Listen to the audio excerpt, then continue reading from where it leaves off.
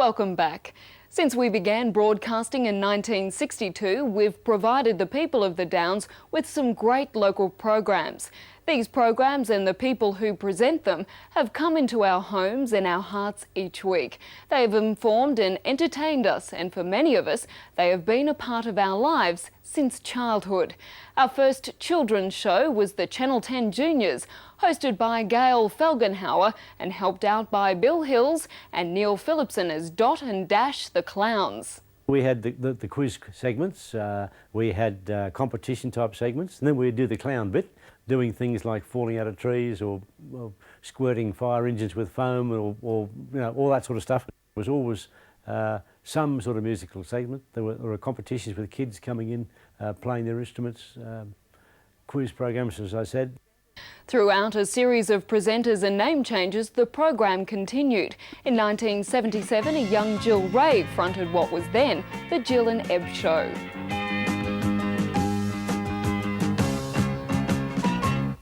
Hi, it's time for the afternoon show. Terrific day today. The show featured segments such as School of the Week and Info. It also introduced Ebenezer G. Dragon. We did a lot of little hostings, ran a lot of big competitions.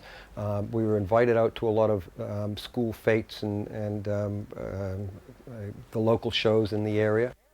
Ebenezer left for America and was replaced by his uncle, Uncle Eb.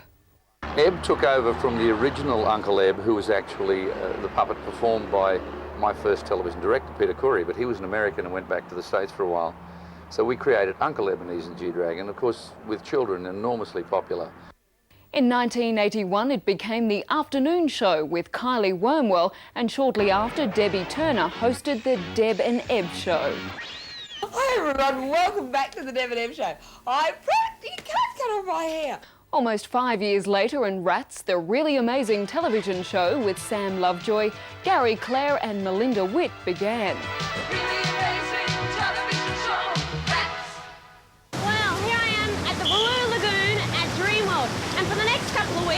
We'll be doing Dreamworld. In June 1986, the show took on a new format and a new host. Vicky Thompson fronted the show until August, when she was joined by the rascally rodent, Ricky the Rat. Being a really amazing television show, which was Rats, we decided we needed a puppet character, and the obvious choice was a rat. And then we needed a bigger rat to play the rat. And the biggest rat we could find was our newsreader, Rod Warren, so he became the voice of Ricky the Rat. Vicky and Ricky enjoyed great success until the show's demise in 1989. Over the years, the station has broadcast countless show highlight packages from towns all over the viewing area.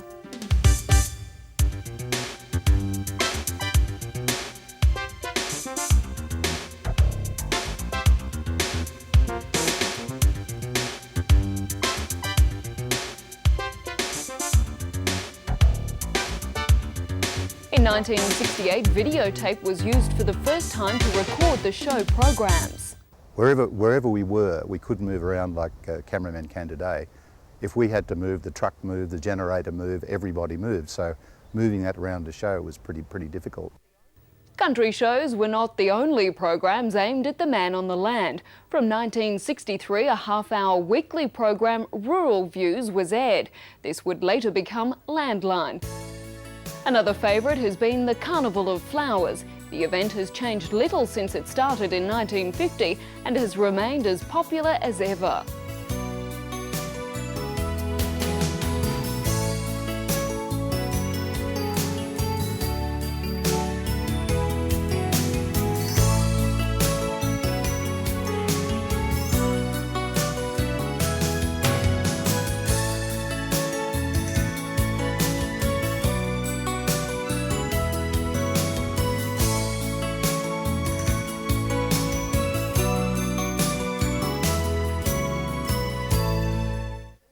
In 1967, the station was involved in its first telethon. Since that time, numerous telethons have been undertaken, raising millions for local charities.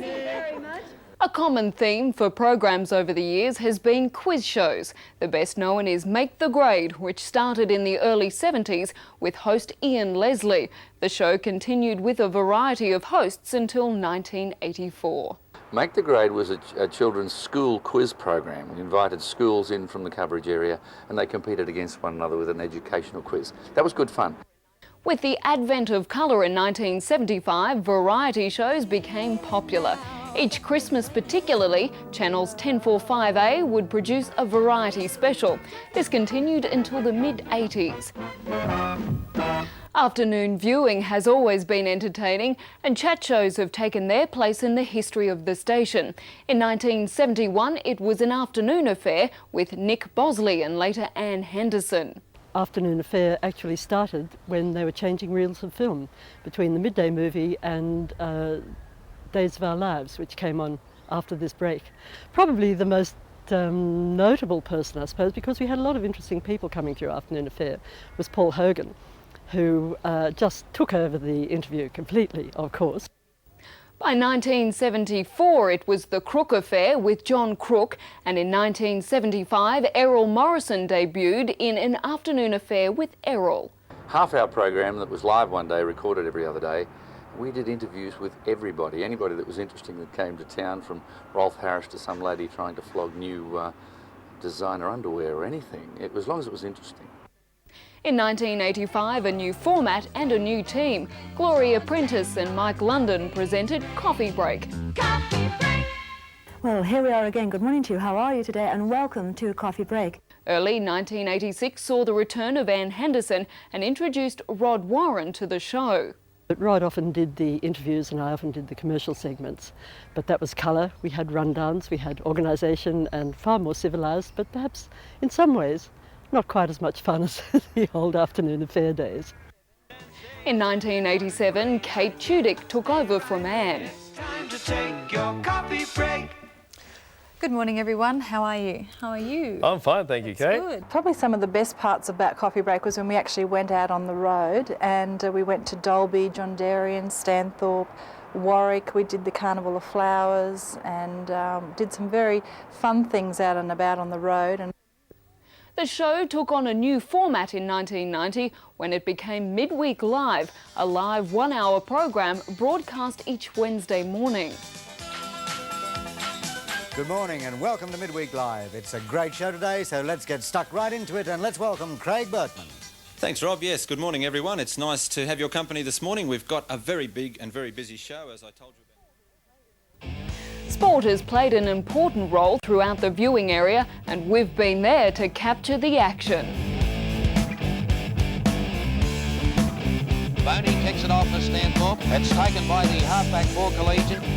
Holding down Raceway, then followed by Vandenberg back in second position. And Gary Gray, oh, and Honey, $1, $2. Judge the pace of this ball.